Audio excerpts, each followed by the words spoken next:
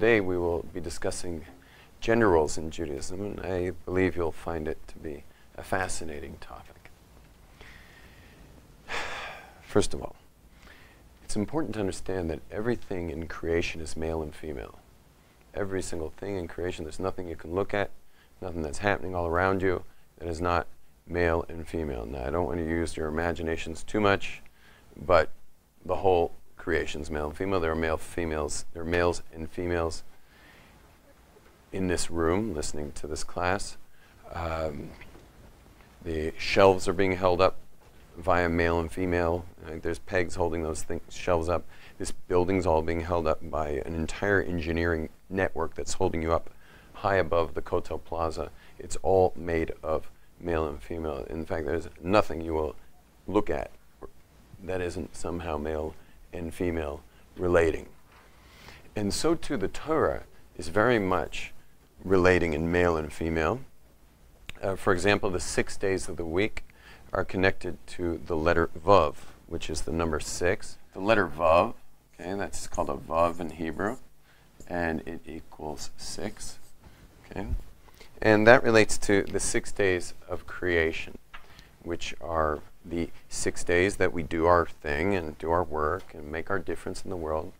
And the 7th day, which is the Zion, okay, the Zion, which is, that's the letter Zion, and it is the number 7.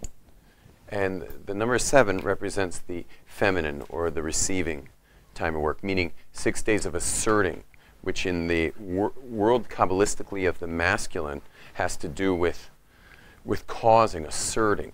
All the things I already mentioned that are in this room, like how your table's been formed and all that stuff. So the masculine's asserting. Okay, they call even outlets and plugs are called male and female. Okay, there's one thing that's asserting, okay, and the other is the receiving. So the asserting is the Vav, the 6. And you see it's a vector.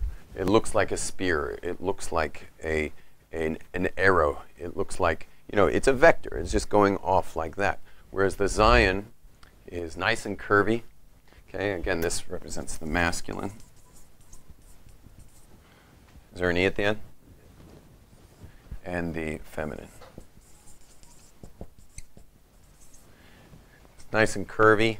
You see, it stops the Vav from going any further, right? It's capping the Vav, because men need a wife. As it says in Genesis, Lo tov adam liot levado. It's not good for a man to be alone. He needs a woman. He needs a cap. Every bottle has its cap. Yeah? He needs someone to just, a king needs a queen to say, let's just stop conquering and killing and perhaps just count our riches for the rest of our lives or something. The world had been destroyed a long time ago if it wasn't for queens. And again, the Zion represents the number 7. And 7 is the number of nature, because they're connected to nature. How in nature is the number 7? So 7 shows up everywhere in nature. It is the colors of the rainbow. It is the notes in the octave. 1, 2, 3, 4, 5, 6, 7, 1. It's time. Like, even though the solar system, the solar calendar doesn't need 7s, but it does, because every society that ever tried anything but a 7-day week fell apart. The lunar calendar is obviously in 7s. Okay, the lunar calendar goes in 7s. And women have their own calendar, their own clock in their reproductive system, and their reproductive organs is also working in the number 7. It's also working in 7s. And women are uniquely connected to the world of nature, to the world of 7s. And again, to masculine, which we're calling the asserter, versus what's called the receiver. Okay? The asserter and the receiver. The feminine attribute is the attribute of receiving. It creates a space for things to occur. And that's just like Shabbat. Shabbat, we refrain from all our doing, all our asserting, because you assert yourself all over creation. There are 39 acts that we have to refrain from on the seventh day, on Shabbat. 39 creative acts. Well, when you look at all those creative acts, you'll notice that every one of those acts is manipulating the world in some way. Taking from raw to cooked, from off to on, from lit to extinguished. You name it, like from this domain, like a private domain, to a public domain. I'm shifting an object from one domain to another. I'm always manipulating something, meaning I'm always asserting myself on the creation in some way. Comes along the seventh day, the day that's dedicated to the feminine attribute of just receiving. And I have to take my sticky fingers now out of my manipulating the world and just let it be. Let it be, let it be, let it be, let it be. Keeping Shabbos Kodesh, let it be. Gotta just let it be. And stop asserting yourself on the world. Stop making your mark. And stop pretending anyone's going to remember you 100 years from now. And that for men is very disconcerting. Men like to make their mark all over the place. They, like on lampposts and bus benches and everywhere around, men like to have a sense they're going to be kind of around, longer than they will actually be around. And whereas the feminine attribute is much more experiential, much more interested in now. What's happening now? What can we do now? What's connecting now? And guess who's in the now, by the way? Where is God? First of all, when is God? Now. Where is God? Now. And what's the interface between God and creation? Right here, right now. So you can either assert yourself on the world and play God, not just 6 days a week. You can play God 7 days a week. A lot of people do. Or you can slide into home plate on the seventh day, on Shabbat. Slide into home plate and just go to the feminine aspect of just receiving a relationship with God for 24 hours of just receiving mode. Now, there's a peculiar thing, and that is that God is referred to in the Torah in the masculine. God is always referred in the masculine. Why is that peculiar? So that's peculiar because God obviously doesn't have genitals. I mean, if he did, it would be something really scary. God is an infinite being. God is not male. God is not female. God doesn't have anatomy. Yet the Torah seems to have no problem, and our prayer book seems to have no problem, always referring to God in the masculine. Always in the masculine. There is once or twice the prayer book refers to God in the feminine, but it's very funny because, well, I'll explain in a minute. But the reason why God is referred to in the masculine isn't because God's a guy. It's because what is God's job in creation? God's job in creation is to cause creation. We're not causing creation. We're receiving creation.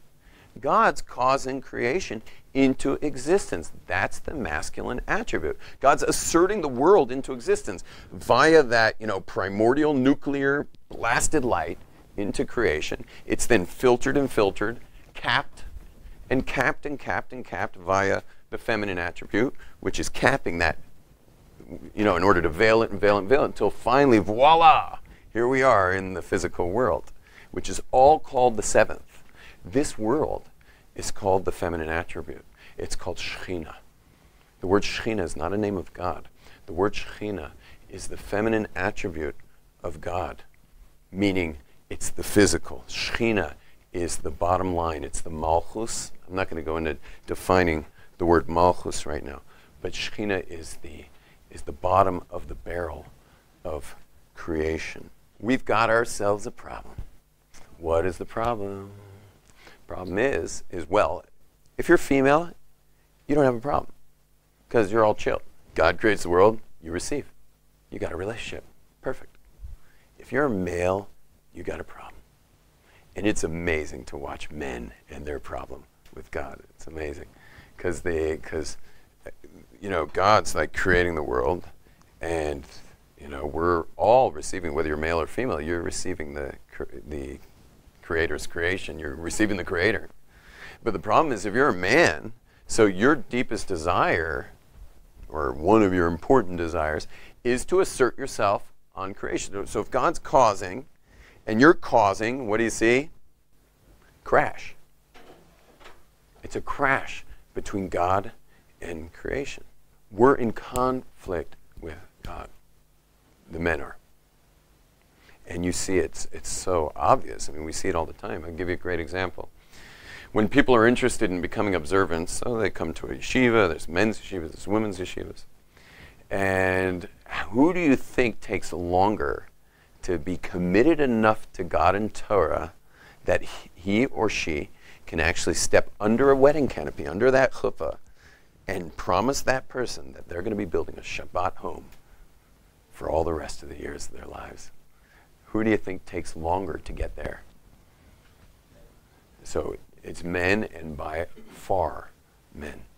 There are, I've been to many weddings of a girl who didn't know her first detail about Judaism, and I was at her wedding. She was marrying a rabbi 9 months later.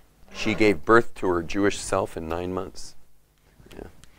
Whereas guys, on the other hand, generally if they're in their young 20s, the earliest that they could promise a woman that they'll spend their entire life raising their family and creating a home that is a Shomer Shabbat home, 3 years. 3 years at the earliest. 3 years for a young guy in his 20s. Okay, when you get older ages, so, you know, they can, you know, they've been there, done that with so many things that they can take it on a little quicker, but not much quicker. Maybe when someone's 30, they can get it done in 2 years. You know, 37 maybe. A year and 3/4.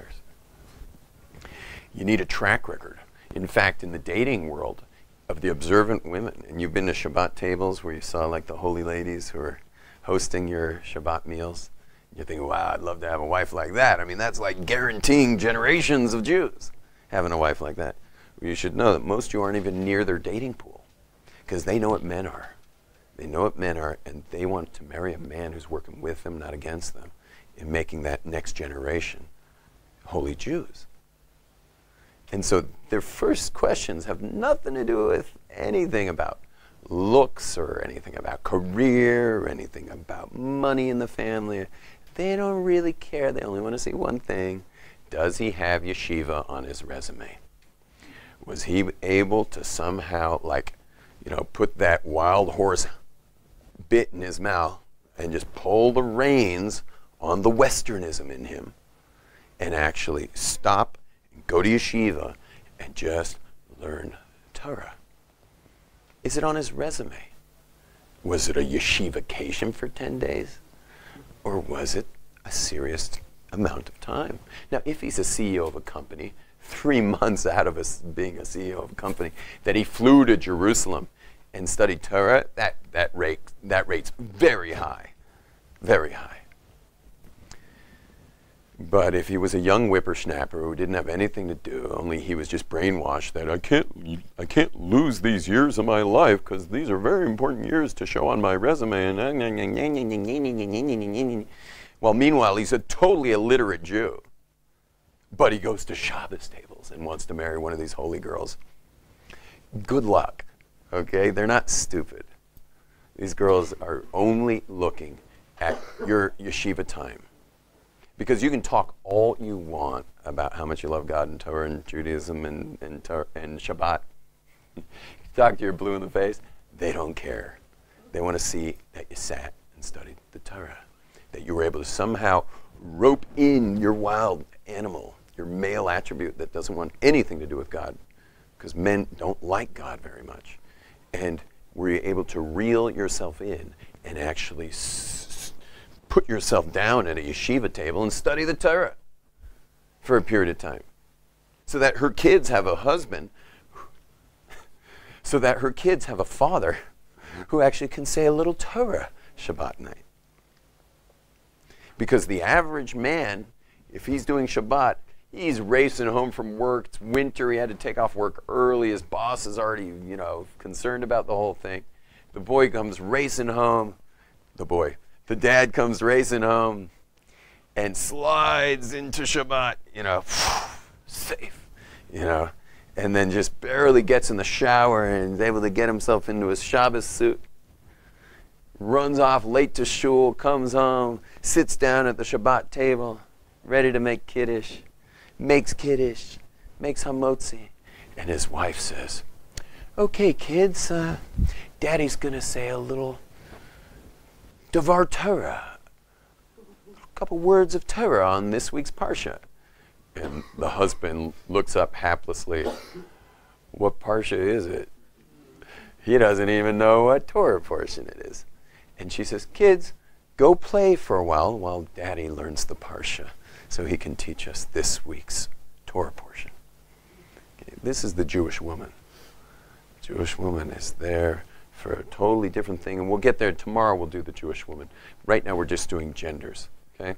Just doing gender in a general, and then tomorrow we'll do who are these Jewish women.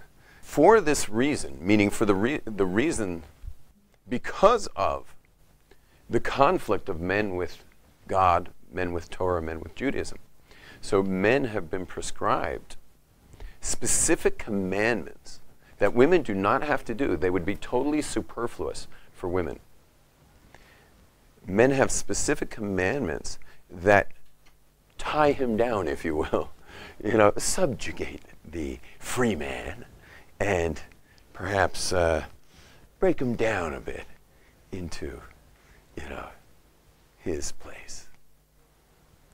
There are a couple of these commandments. One I'm obviously mentioning now is tefillin, you know, strapping himself down. And by the way, how many loops, how many rings does he have to make around his arm? 7 rings around the arm, that's right. 7 rings, settle down, boy. Yeah, God's running the show. He don't need no help, okay? He can run the show. And he also has other things like, for example, tzitzis. Tzitzis are commandment for men. Women can do these commandments, but they don't need a reminder they're married, okay? Men need a reminder, you know, on their business trips and on their, you know, various other escapades. They're married. So when they're hanging out with the guys who didn't get married or never got married, they remember. Yeah, keep those tassels flying. Yeah, remind yourself. A little ripcord. You know, my parachute's actually out in a tree, you know, outside. Another thing that's very important for men, the hardest perhaps of all the mitzvahs, prayer. Men don't like prayer, and they really don't like having to bow down. You'll see most men, even very observant men, will bow down like this. On the bow times, you're supposed to bow all the way down to your 18th vertebrae. All the way down to your 18th vertebrae. It's like a full bow like that, yeah? All the way down. Most men, when you watch them pray, they do something like this. They just kind of...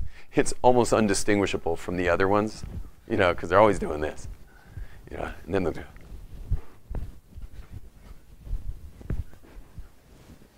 That's not what Shulchan Aruch says. The Jewish law does not say give a little, you know, don't do a curtsy. You know, this is a bow. This is an opera bow. This is a, you know, Los Angeles Philharmonic Orchestra bow. You know, it's like this is the full, like, you know, there is no one like you, God, and I am nothing, man. I am nothing.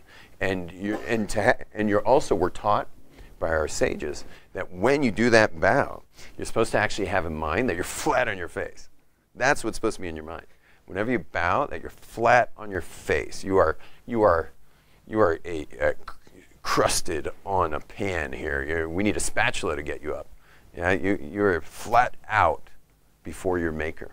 And we actually pray like that. We do that on Rosh Hashanah Yom Kippur. We go flat out, you know, twice a year. We go flat out. But every other time you bow throughout your prayers, you're always supposed to have in mind that flat out Rosh Hashanah Yom Kippur bow. That's where we're always supposed to be. You'll notice that, you know, the very last level, like break glass in case of emergency, look where this circumcision is. Okay, only on the guy. Yeah, that's the spot. That's where the most selfish, the most like, you forget about all things. Like all bets are off. God who? God who? Right then, there it is, the covenant. You know, yours looks different. And one of the biggies is we have to pray in a prayer group. We can't pray alone. We have to actually pray in a prayer group. You can pray alone, but there's no promises of what's going to happen with your prayer, because prayer has to be done with concentration. And the nature of being a man and concentrating on prayer is automatically like a huge challenge. A huge challenge, because for a man, he's just thinking of like the next thing he's going to conquer throughout his whole prayer session. And it's hard for him to like actually reel himself into the words and to really be there for the praise, request, and thanksgiving, which is like, God, you're everything and we're nothing, you know. So it's we have to pray in a group. There's probably nothing more emasculating than going to a minyan. You could be a CEO of a company and you walk into a minyan. A minyan means a prayer group. So you can walk into a minyan, into one of these prayer groups. You need 10 men to start. So you're walking in, and you're a CEO of like a Fortune 500 company. When you walk in the door, someone says, oh, there's 7. And you're like, who you calling 7? You call me 7? And they're like, sit down, 7. Open up the prayer book. 3 more guys. We need 3 more guys. There's 8. And it's some other very important guy, you know, runs a business. And like, who you calling 8? I'm calling you 8. Sit down. Open up your prayer book. It's the great equalizer. You know, these minions just, you know, and you'll notice men don't like them. Men do not like minions. It's very uncomfortable. And when you're first approaching Judaism, it's extremely uncomfortable. But if you're raised observant, or like me, who's been observant for, you know, close to 2.5 decades, it's still totally uncomfortable. It's just uncomfortable. Like, why do I have to do this with all these men? I'll just pray alone from now on. But there's an amazing thing that any man who says that he's just going to pray alone, eventually what? Stops praying over and over. And you know who you are, those of you in this room who said it. Because every time I've said that, there's always a couple guys in the room who are guilty. You know, like, oh, it's uncomfortable in those minions. I'll just pray alone. It's going to be over within weeks, if not days, that he'll be praying at all. Women, on the other hand, they pray by nature. They pray naturally. You can come to my house. My house, there's a lot of girls. So there's also several boys. And you see the breakdown right away. You wake up in the morning, and you see the girls at any different place in the house. They all they get in these corners. You know, I need a prayer book or something. We'll pretend this is a prayer book. Come around this. So they'll be like in all different corners of the house. You know, you'll find one in this corner. And a little 12-year-old, she's just like, oh, it's perfect. Yeah. Like that. And then there's the 8-year-old who can finally read it, and she's just like, because she can already read it, so she's like a little further away. And her little sister, the 6-year-old who like can't read it, she's still like, she doesn't know what to say exactly. Yeah. Whereas the boys, oh my gosh, like what it takes to get those lumps off the log. I mean, you need a hammer and a chisel to get these guys going, you know. To get them to go to a minyan. Thank God they have some minions go till like noon, so that gives you a good 6 hours to convince them to get out of the house and go do it already. You know, the girls all look at them with absolute bewilderment. They're just like, what is wrong with these guys? What is wrong with this guy? You know, meanwhile, they study when they learn the Torah because that's their daily curriculum. You know, they'll do a great job. But, you know, prayer times, just like, how quick can I get this done? How fast can we get this thing over with? Women naturally pray, and they pray forever. Their whole lives, don't need a group, don't need a time, don't need nothing. They're just naturally prayers. They pray. Women just pray. I hear my wife saying, God, you know, she says Hashem. She says, Hashem, please help me find Moishi's sock. You know. She's asking Hashem for finding a sock, you know, out loud. And if she still can't find it, she tells all the girls, please ask Hashem to help me find Moshe's sock. And all the girls are like, Hashem, please help mommy find Moshe's sock. We all, just this morning, we were trying to find her train pass, the Ravkov. And so everyone's in the house praying to find the Ravkov. And me and the boys are just like, what? Just look for it. So us guys need to work on this, and you want to hear the most amazing thing, and here's where it really gets special, is what happens. Oh, I was just going to say one thing. Remember I was going to tell you a time we call God in the feminine. Remember I mentioned that? We're going to call God in the feminine. So there's a point in the prayers where we bow, and we say, Modim אנחנו lach. We say to God, Modim אנחנו lach, and we call him in the female, lach, instead of lacha. And I asked a particular Kabbalist why that is. Why does God switch to the female? He said, because now you are the giver, because what does Modim אנחנו lach mean? It means we are gratefully thankful to you. We're trying to give thanks. Give. Receive. Give, receive. So we're saying, God, please put on your feminine hat right now and receive the thanks that we're trying to give you. Meaning we put on our masculine hat for a moment and say, Modim אנחנו lach. God, please put on your feminine hat and receive our thanks. Here? Now, here's the interesting part, is when it comes to men and women, you'll notice that a man's not really 100% a man. A man has certain feminine attributes, a certain level of femininity to him. Every man has it. Some have very little. Okay, they like shotguns and trucks and hunting and Marlboro and and beer and Harley Davidsons and they're men. Man. Man. Yeah, and then you got men who are, they're a little soft and sweet, and they maybe carry a little woven bag from Guatemala on their hip, and they lead poetry readings, and they maybe they teach yoga, and they're they're still perfectly they're men, with wives and kids and everything. But I know I have a dear student from England who's if it wasn't for seeing him at the mikveh, there's just no way you'd know he was a man. Okay, there's just no way. There's nothing man about him. Okay, every hair is like Jerry curled just right.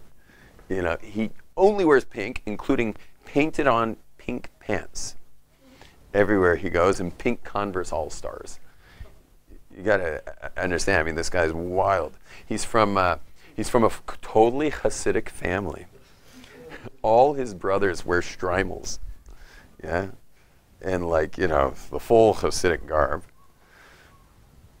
And I don't even know where this guy is now. It's already been 10 years since he was really close to me, but he was really close to me here. And he's probably married with kids. I'd love to find this guy. And he was, so he comes to Israel. He was studying here at Aish a little bit. He was an expert in Rambam, very good student, amazing guy. Only attracted to women, crazy about women. He was so crazy about women, he was a woman himself, And he, oh my gosh, this guy was hysterical. I had a talk in Tel Aviv with the chief rabbi of Israel, chief Ashkenazic rabbi of Israel. He was doing the Hanukkah lighting. I was giving the talk. And it was like a big event. It was fancy and everything. So he's like, do you mind if I just jump in and come with you? About halfway into the event, someone went up to him because he was dancing to the music that the band, there was a band playing, background music, but he just thought that meant dance, by the buffet tables. So he's just going for it, full on.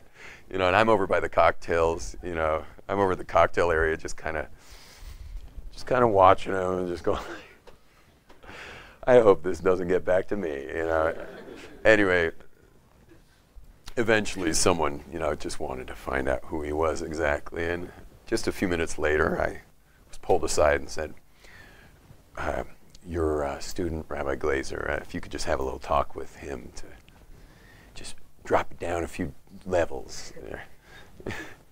So, but he thought it was time to dance. Anyway, amazing guy, amazing guy.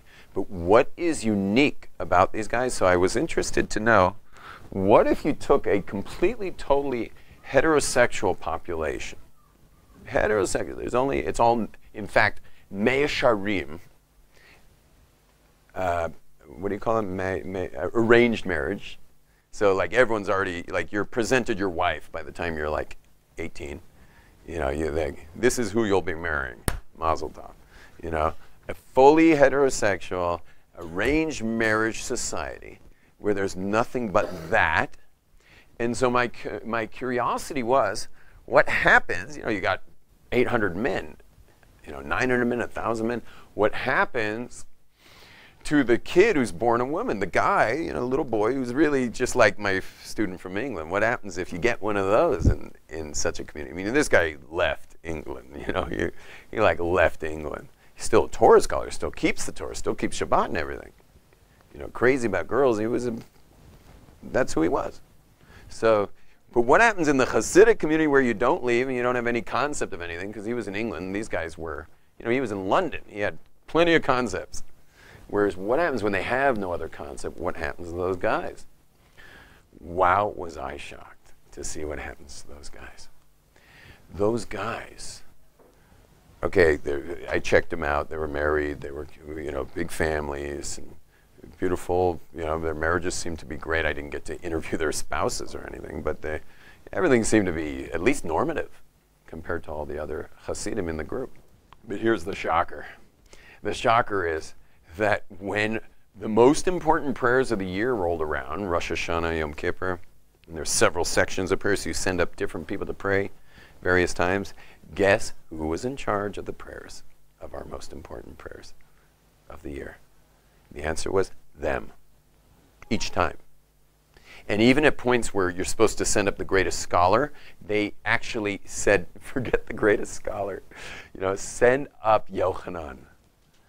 And Yochanan just like moves his way up. He's got the stockings. Have you seen Hasidim in the stockings? You know, moves his way up there and just like gets up to the thing to pray. You know, to lead Ne'ilah. You know, the highest prayer of the year.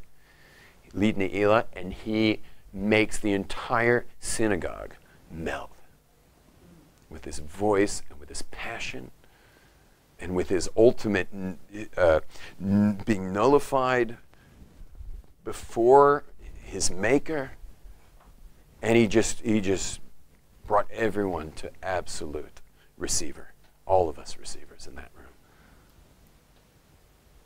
And then I turned my attention to the actual Rabbi, and I realized, oh my gosh, the Rebbe's one of these guys too. In fact, the Rebbe is really strongly, like his female side is extremely developed. His male side's also extremely developed. So he's got both in his repertoire. Reb Yochanan, I don't know how much male side he has developed, but the Rebbe could be a lion, or he could just be like a rose petal. He's the Rebbe. He's got to lead. Leading's lion. But he's also got to be someone who's just like fully permeable by God. Fully permeable. And being fully permeable means to be someone that is very adept or even naturally born with a strong feminine attribute. God created Jewish women unique in the world. They're unique and very different than their Gentile counterparts. The Jewish women throughout history have been responsible for almost every good thing that ever happened to us. For example, our sages teach us that if it wasn't for the holy Jewish women in Egypt, we would never have been redeemed. We would have stayed slaves in Egypt. Later, the worst sin that was ever done by the Jewish people, the sin of the golden calf, we are taught by our sages that the women did not participate in that sin. one of the other great sins of the Jewish people in the desert was believing the spies when they spoke bad speech, evil speech, about the land of Israel. Having come back to the people of Israel saying that it's too much for us, we can't make it. So all the Jews, minus the women, said, oh gosh, God's led us to be buried here.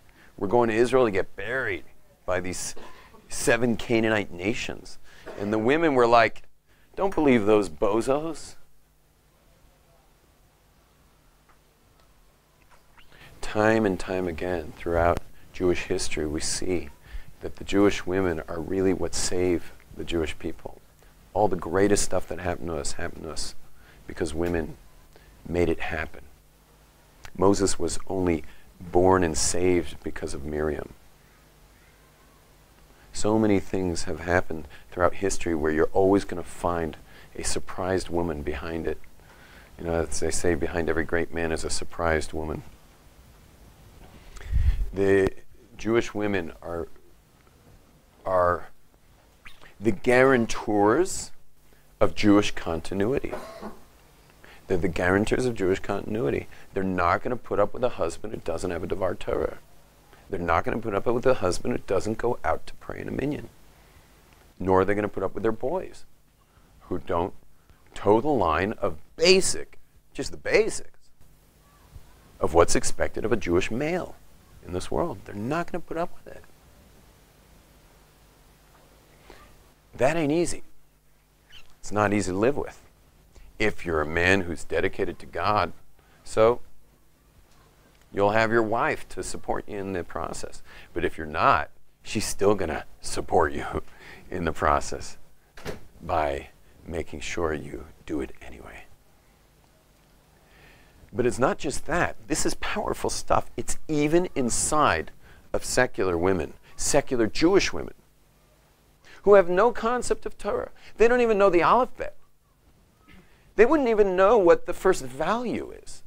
In Jewish life, they were raised completely secular, yet they'll still have this genetic predisposition to better her man.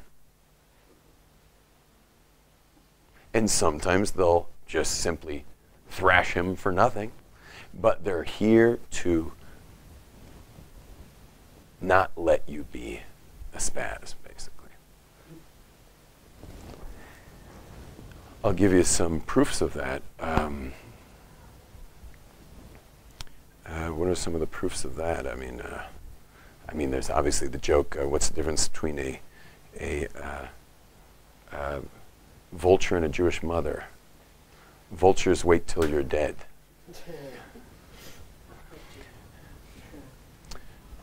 Surf story. I'm out in a Misto Reef, north of Zuma Beach, northern Malibu County up there. One other surfer.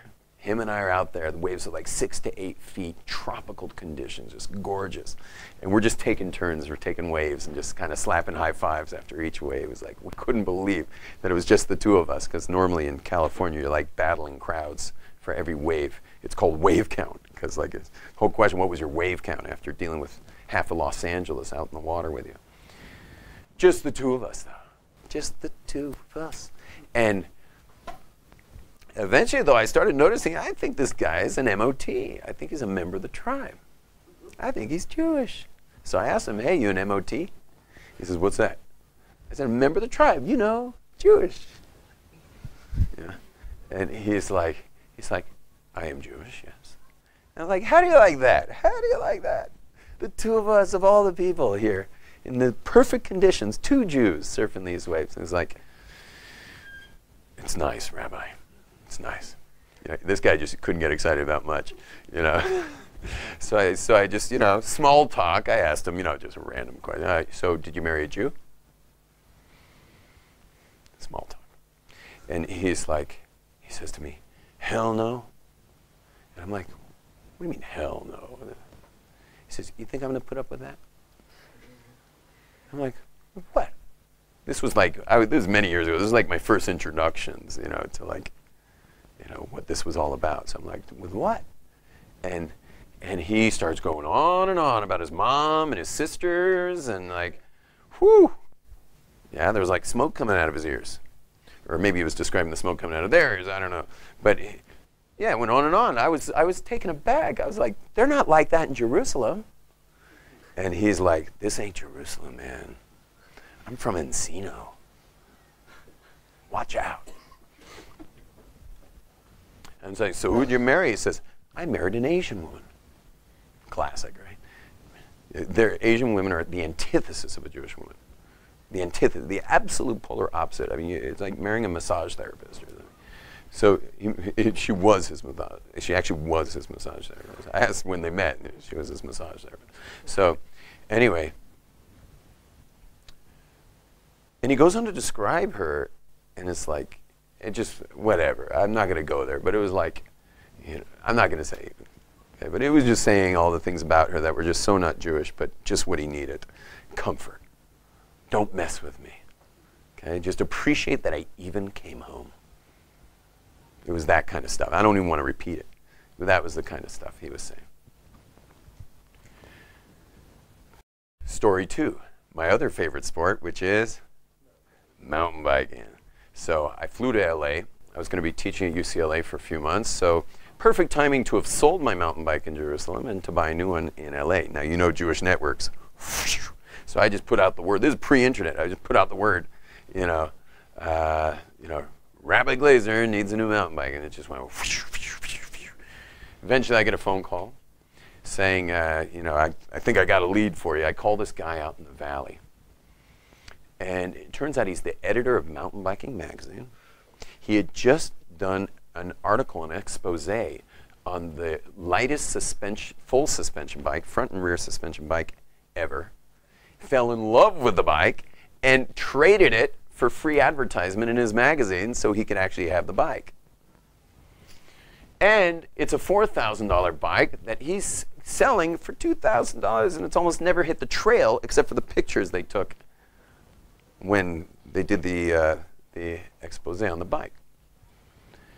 So I'm just like loading this bike in my car as fast as I can. I'm like, 1, 2, 3, 4, like, just get the money before he changes his mind, and get that bike out of there. So I get the bike in the car, close the trunk, I'm heading to the driver's side, and he's like, Rabbi, and I'm like, what? What is it? And he's like, no, I just have one question. Maybe you can help me, Rabbi. And I'm like, what kind of question? He's like, I thought he was going to like, can you just give me like another 500 or something? He said, it's a rabbinic question. It's about marriage. And I was like, sure, Chris, what's the question? I just kind of leaned on my car. And he said, you see that add-on over there on the edge of my house, all the construction, the plastic and stuff? And I'm like, yeah, I see that. He says, I'm adding on to my house. I said, great, good luck. He says, when my wife saw that bike, and she knows that we don't have enough money to finish the add-on because we need another $2,000, she said, it's me or the bike. And I was like, is she Jewish? And he's like, how'd you know? I'm like, Chris, you married a Jew? He's like, yeah. What's the problem? I'm like, you tell me, Chris. And he's like, what do I do? And I'm like, I don't know, you dug your own grave, brother. All I can suggest is maybe start studying Torah or something. The reason why they're set up this way, Jewish women are set up this way, is because they are the guarantors of the generations to come. And two more amazing examples. Jewish men today, in secular society in America, Jewish men today have like surgically reinstalled their foreskins. I mean, they are dropping Judaism like a hot potato. Leadership, forget it. Think any Jewish man out there is going to become a rabbi, a cantor, a president of a synagogue? Forget it. Forget it. My brother was running a conversion program in Los Angeles. This is how it would go. Some Jewish guy would come in with, Christina Cross, his fiance, and say, listen, we're here for the conversion program, you know, and I understand that I also have to be in the classes, so, you know, because, right, you're not going to convert her if you don't convert him. He's already Jewish, but you've got to convert him, so to speak, because what's the point of her becoming Torah observant when he's just being a bump? Yeah. What happened every time? First of all, the guy is sitting in the class, and he sees all the conversion class, and he says to my brother, he's like, where are the other husbands? Where are the other fiancés, the men? And my brother's like, I guess they couldn't come today. He didn't tell him. What happened in the end? The guys ran for their lives. And my brother just would wind up with a group of women who were converting to Judaism because in the first 3 classes, the first 3 weeks, they were so blown away by Torah and mitzvahs that they were like, I'm in. And Bozo, meanwhile, is already like, you know, a couple of months later is on his 3rd girlfriend. You know, but the girl's in. So it wound up being just a conversion class for broken engagement Gentile ladies. But it gets even better. Who in the end stands up to be clergy in the Jewish world when you get, I'm not talking about the observant. In the observant community, all the guys are observant, all the girls are observant. So the clergy are the men, as it's been for thousands of years. But when you let go of the observant community and you go to the less affiliated communities, who actually stands up to lead the Jewish people as rabbis, cantors, Torah readers, presidents of synagogues? Who is it? Answer? Women. There they are again. The guarantors of Jewish continuity is always the women, and they stand up. They stand up for leadership. When the men fall, they stand up, like Devorah, who ruled Israel. Devorah was the leader of Israel for a whole generation. There was a leader of Israel named Devorah. Forget kings. She led. It's in the book of Judges. Shoftim. Devorah. Look her up. Amazing stories. That's who the Jewish women are. And the last example is my holy wife. Holy wife, because you'd think I'm a rabbi. Like, I'm the last guy that needs, you know, a Jewish woman to, like, you know, reel him in. You know, you'd think I'm the last guy that needs a lasso. You know, while my wife's like, you know, it was Sunday morning. It's like having a police officer behind you on the microphone. He's like, she was like, honey, can you please pull over? You know, and I was just like, and I'm like, uh-oh. I sit down at the breakfast table, and my wife's like, honey, it's about Fridays. I'm like, yeah, Fridays, yeah. What's with Fridays? And she's like, you know, something about you and Avrami, that's our oldest son. Something about you and Avrami. He said, you know, let's say in this story, this happened about 2 years ago, so he's about 14. Something about you and Avrami, like, coming in full body armor, covered in mud, 10 minutes before Shabbat, power sliding your bikes right into our front door, shooting into the door, and you'd think you're going to the shower, but no. You go straight to the fridge, break out 2 mugs, open up the, straight to the freezer, break out 2 mugs, straight to the fridge, take out the beers, and Chaim, make our bracha. Yeah. Then you jump into the showers for like the 2-minute shower to like get the mud off your face. You come out of the shower, the 2 of you are like making your payas in the mirror while one of you is looking at the second hand on the clock for when Shabbos is, to the second. And he's like, 10, 9, 8, 7, 6, 5, 4, 3, 2, 1, good Shabbos, good Shabbos. Why don't you show our kids that you love Shabbos so much that you stop like an hour earlier to just get ready for her? Shabbos is coming. Get ready for her. Show the kids that Shabbos doesn't stop you from doing the things you love. But Shabbos is actually one of the things, if not the thing, that you love, which is to be in this feminine mode and just receive for a change. Instead of jumps and power slides and mountain climbs and downhills, asserting. Show our kids that Shabbos is important. And I was just like, I'm a rabbi for a long time already. I was just like,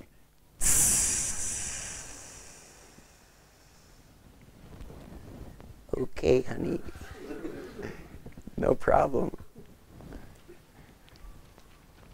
And I started keeping Shabbos an hour early. I started bringing in Shabbos an hour early, except for when I have concerts, which I often do. But I still try to get home quick and get in as quickly as I can. I actually started going to the kotel instead of going home, which has been really an eye-opener. I had no idea the prayers at the kotel are so awesome for Shabbos night. I knew that, but it's been so many years of me not doing it that I realized there's something really special there on Shabbos night. So after my concerts, I go racing down, But I'll tell you, I have to confess, there was one day that the two of us kind of said, forget it, and we took off on our mountain bikes to a trailhead that goes out to the desert. It's about 15 minutes from here, the trailhead, and we were responsible. We got a couple H guys to at least drop us at the trailhead, so when we got to the Dead Sea, they would be able to just get us back instead of having two cars. We have to shuttle and do it again, get the car again. God made everything possible go wrong that could possibly go wrong. I mean, so badly that when I put my finger to, the only way to even know where we were in the desert is my phone, my smartphone. When I'm like, wow, I better conserve the battery now that all this stuff's gone wrong with all our equipment. People need to know where we are in case Shabbos comes in. I go to the bright knob on the computer. It's so bright out there. It's ridiculous out in the Judean hills. You can actually see them out this window. I go to the bright knob and, to turn it down a little bit, but my finger slipped and it went all the way down. And I couldn't find it again. And the brightness out there, it was absolutely invisible. There was no more screen, so I could no longer call for help. Crazy stuff happened, slingshot Arabs, you name it, everything went wrong. Flat tires that no matter how many times I fixed them, they'd pop on the other side. My son's entire drivetrain of his bike exploded. His crank seized. Even when I fixed it, I finally fixed it. And then his cranks seized. The actual bottom bracket of his cranks just seized. Unturnable. And we're in the middle of the desert. And God made us cry. Because the sun was just getting lower and lower and lower. And Shabbos was so darn close. And we're in the middle of the desert. So the answer is we made it, but I just noticed, and I imagine all of you men have noticed, that when your mom or spouse didn't want you to go do something, but you went and did it anyway, weird stuff happens. I often call my wife, and this Friday, I go in the morning, this Friday, around noon when I was on my way back from the mountain bike ride, I asked my wife, this classic question was, did you bless my ride today? And she's like, oh no, what happened? And I'm like, I've been over the bars once, I slid out another time, I've had a flat tire. And she's like, I promise you, I blessed it. I blessed your ride. But the truth is, the day before, she said, can't you just ride Thursday this week and not on Friday? And it turned out I couldn't. I had to learn with someone here at Aish. So there you have it. Thank you very much, ladies and gentlemen.